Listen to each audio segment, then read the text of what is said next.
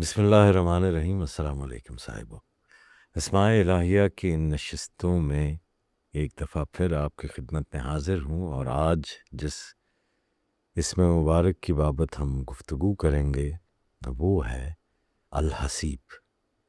صاحبو، الحسیب وہی ہے جو ہر چیز کا حساب رکھنے والا ہے، جو اپنی مخلوق کے ہر عمل، ہر قول، ہر خیال، ہر نیت، ہر لمحے، ہر سانس اور ہر حال کو کامل طور پر جانتا ہے۔ کوئی حرکت اس کے علم سے باہر نہیں، کوئی لفظ ضائع نہیں، کوئی نیت بے نشان نہیں، کوئی لمحہ بے حساب نہیں۔ وہ صرف حساب لینے والا نہیں بلکہ وہ کافی بھی ہے، بندے کے لیے سب سے بڑا سہارا، سب سے بڑا نگہبان، سب سے بڑا کفیل اور سب سے بڑا فیصلہ فرمانے والا۔ الحسیب کا نام بندے کو یاد دلاتا ہے کہ زندگی بے مقصد نہیں ہے، وقت بے وقت نہیں ہے، بے قیمت نہیں ہے، عمل بے نتیجہ نہیں ہے، اور بندگی بے حساب نہیں۔ مخلوق کی دنیا میں بہت سے معاملات اعداد، پیمائش، مرحلوں اور حساب کے بغیر سمجھ میں نہیں آتے۔ تجارت کا حساب ہے، وقت کا حساب ہے، نفع و نقصان کا حساب ہے، عمروں کا حساب ہے، سانسوں کا حساب ہے، وسائل کا حساب ہے، اور یہ تمام حساب انسان کو ترتیب دیتے ہیں، مگر اللہ کا علم کسی حسابی عمل کا محتاج نہیں۔ وہ نتیجہ نکالنے کے لیے گنتی نہیں کرتا، معلوم کرنے کے لیے سوچتا نہیں، فیصلہ کرنے کے لیے تجزیے کا محتاج نہیں۔ وہ ہر حساب کا نتیجہ پہلے ہی جانتا ہے، کیونکہ اس کا علم سبب، ذریعہ، اندازے، تجربے، یادداشت اور غور و فکر پر موقوف نہیں۔ جو کچھ ہوا ہے، جو کچھ ہو رہا ہے، جو ہوگا، سب اس کے علم میں ظاہر ہے، حاضر ہے۔ قیامت کا دن اس لیے یوم الحساب بھی ہے اور یوم الدین بھی، کیونکہ اس دن بندہ اپنے رب کے حضور حاضر ہوگا اور اسے بتایا جائے گا کہ اسے کیا دیا گیا، اور جو اسے دیا گیا اس نے اس کا کیا کیا، اس نے کیا کہا، اس نے کہاں خرچ کیا، کہاں ضائع کیا، کس نعمت کو امانت سمجھا، کس نعمت کو اپنے نفس کی ملکیت بنا لیا۔ اربعہ انسان حاضر ہوں گے، مگر اللہ الحسیب کے سامنے کسی کا حساب دوسرے میں خلط ملط نہیں ہوگا۔ پہلے انسان سے لے کر آخری انسان تک ہر ایک کی سانسوں کی تعداد، ہر ایک کے عمل کا وزن، ہر ایک کے ارادے کی سمت اور ہر ایک کے اختیار کا مصرف اس کے علم میں ہے، ورنہ گواہی گم ہوگی، وہاں نہ عمل ضائع ہوگا، وہاں نہ ظلم ہوگا، نہ بھول ہوگی۔ تو صاحبو، اللہ نے بندے کو جو سب سے بڑا سرمایہ عطا کیا ہے، وہ متاع، وہ سرمایہ، وہ یہ زندگی ہے۔ اس زندگی کو جسے مزرعۃ الآخرہ، آخرت کی کھیتی کہا جاتا ہے، اس زندگی کے ذریعے ایمان کمایا جاتا ہے، اس ذریعے زندگی سے علم کمایا جاتا ہے، ذریعہ زندگی سے عمل کمایا جاتا ہے، محبت، خدمت، توبہ، شکر، ذکر اور قرب کمایا جاتا ہے۔ والعصر ان الانسان لفی خسر، یہ زندگی کی مہلت، یہ سرمایہ جہاں، یہ سرمایہ ہر لمحے خرچ ہو رہا ہے، دن بدن، گھنٹہ بگھنٹہ، سانس بسانس، زندگی کا اصل مال کم ہو رہا ہے۔ بندہ سمجھتا یہ ہے کہ وہ وقت گزار رہا ہے، حالانکہ وقت اس کے اوپر سے گزر رہا ہے۔ ہر سانس آخری حساب کے قریب لے جا رہی ہے۔ درویش کہتے ہیں کہ گننے کی چیز مال و زر نہیں، گننے کی چیز سانس ہوا کرتی ہے۔ تو جب یہ عارضی سرمایہ اپنے مالک کو واپس کرنا ہوگا، وہ گھڑی قریب آ رہی ہے۔ تو جس نے اس سرمایہ زندگی سے نفع کمایا اسے اجر ملے گا، جس نے اسے ضائع کیا، خسارے میں رہا، اس سے باز پرس ہوگی۔ اور جو اللہ کی دی ہوئی زندگی کو اللہ کے انکار، غفلت میں، ظلم میں اور نافرمانی میں کھپا دے گا، وہی خسارے میں ہے، وہی حقیقی دیوالیہ ہے۔ تو الحسیب کا ذوق صاحبو بندے کے دل میں محاسبہ پیدا کرتا ہے، اکاؤنٹیبلٹی پیدا کرتا ہے، سیلف اکاؤنٹیبلٹی، محاسبہ ذات۔ محاسبہ یہ نہیں کہ انسان ہر وقت خوف میں ٹوٹا رہے، گھبرایا رہے، پریشان رہے، کانپتا رہے۔ خوف یہ، محاسبہ یہ کہ ہر انسان غفلت کی بجائے بیدار رہے، اویئر رہے، اپنے جو اعمال کر رہا ہے وہ میکانکی انداز میں نہ کرے، بیداری کی حالت میں کرے۔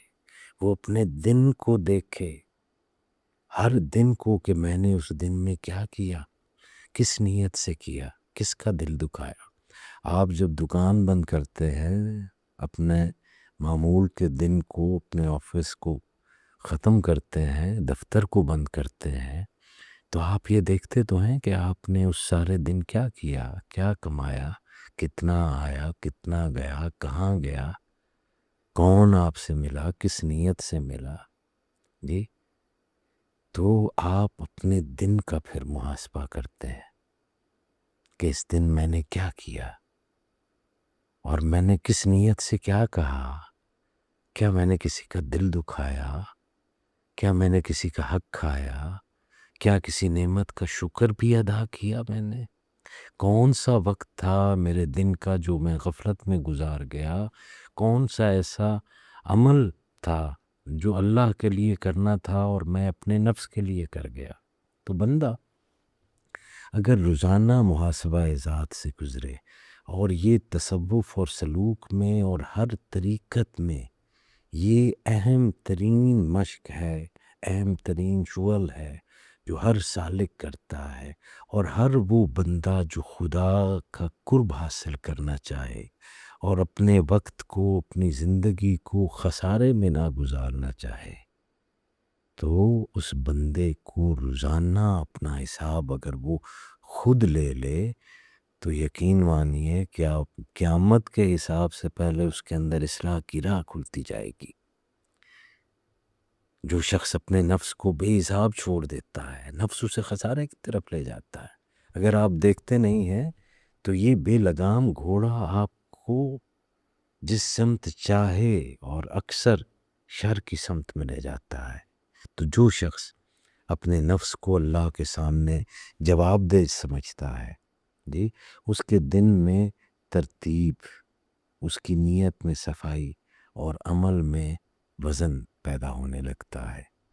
تو صاحب ہر وہ لمحہ جو اللہ کی رضا، بندوں کی خیر، اپنے باطن کی اصلاح، علم میں، ذکر میں، شکر میں، خدمت میں، توبہ میں، جی، نفع بخش عمل کے بغیر گزر جائے تو وہ خسارے کا ہی اندیشہ رکھتا ہے۔ جی، اس کا مطلب یہ نہیں ہے کہ بندہ جائز آرام نہ کرے، یا خوشی، خاندان، گفتگو، یا دنیاوی ضرورتوں کو چھوڑ دے اور کوئی بالکل ہی پھیکی سی زندگی گزارے، بلکہ اس کا مطلب یہ ہے کہ زندگی کا مرکز جو ہے وہ غفلت نہ بنے۔ جی، مومن کھاتا بھی ہے تو شکر کے ساتھ، آرام بھی کرتا ہے تو امانت جسم کی حفاظت کے لیے کرتا ہے، کماتا بھی ہے تو حلال نیت سے، حلال ذرائع سے، اہل خانہ کے ساتھ رہتا بھی ہے تو عبادت کے ذوق سے، کہ ماں باپ کو دیکھنا عبادت ہے۔ جی، بچوں کے ساتھ شفقت اور نرمی سے ان کے ساتھ پیش آنا عبادت ہے۔ اہلیہ کے ساتھ، محبت کے ساتھ اور نرمی کے ساتھ پیش آنا جو ہے، یہ عبادت کے ذوق سے ہے. تو دنیا کے کام بھی کرتا ہے لیکن آخرت کی یاد اس کے دل میں رہتی ہے کہ آخرت کو میں نے اس عمل کی جواب دہی کرنی ہے.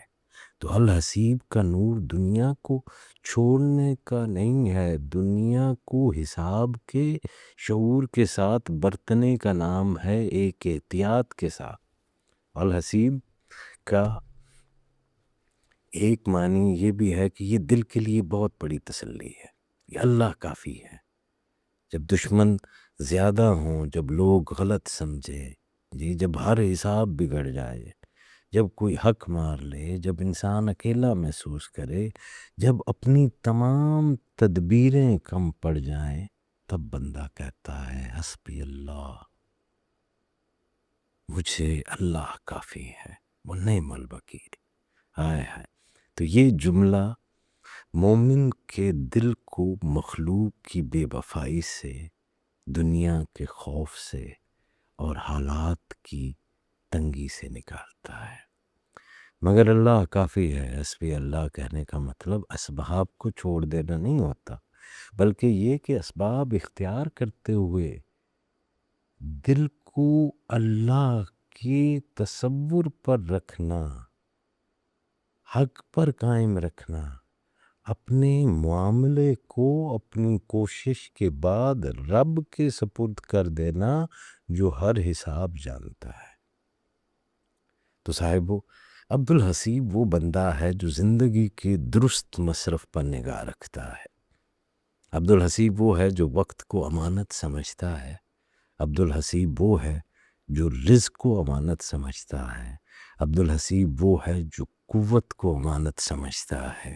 عبدالحسیب وہ ہے جو علم کو امانت سمجھتا ہے، جو تعلقات کو امانت سمجھتا ہے، جو زبان کو امانت سمجھتا ہے، جو منصب کو امانت سمجھتا ہے، جو ہر نعمت کی جواب دہی کا شعور رکھتا ہے.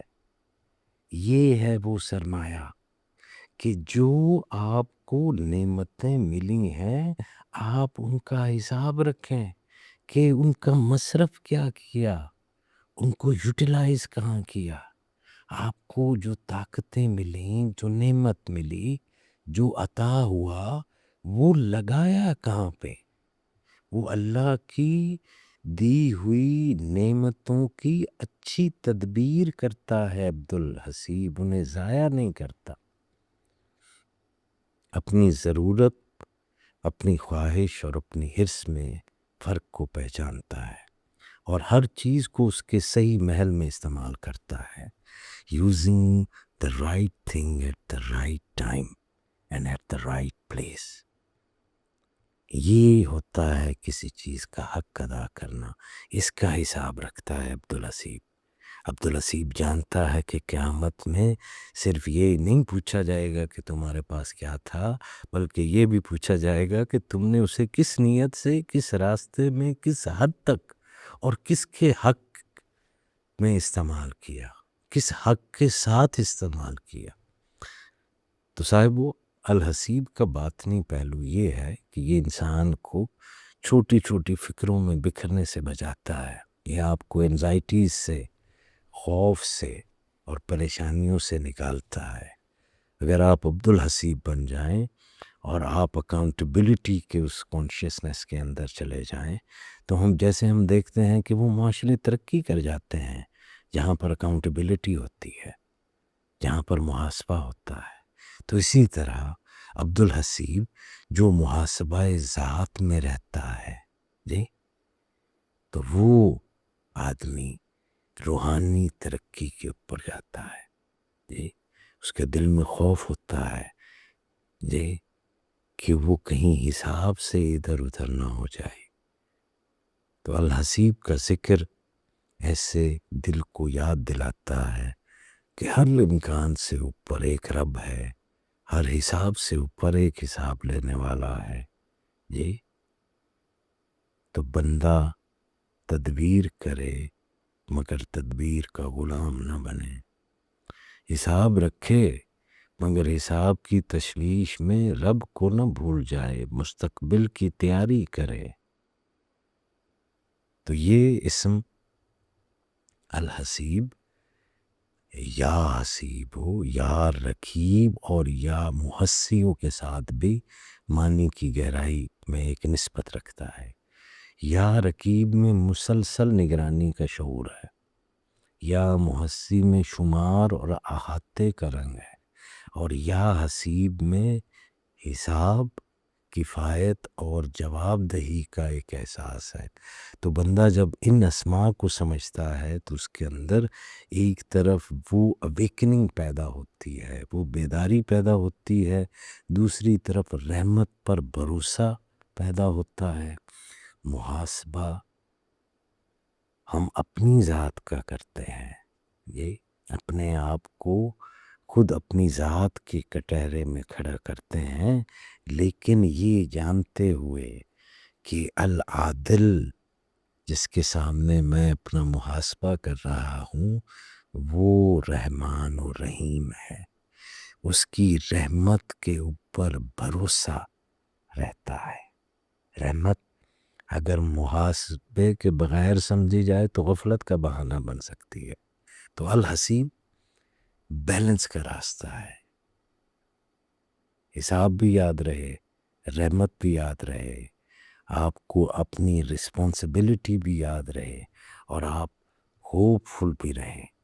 تو الحسیب آپ کو پریزنٹ میں لے کر آتا ہے، یہ آپ کو بیداری میں لے کر آتا ہے، یہ آپ کو آگہی میں لے کر آتا ہے، یہ آپ کو توکل میں لے کر آتا ہے۔ تو کہتے ہیں کہ اگر دشمن ہوں، بد ہو، پڑوسی ہوں، حسد کرنے والے شخص ہوں، بدگمانی، خوف یا کسی نقصان کا اندیشہ ہو تو بندہ اللہ کی طرف رجوع کرے اور ادب کے ساتھ پڑھے، حسبی اللہ الحسیب۔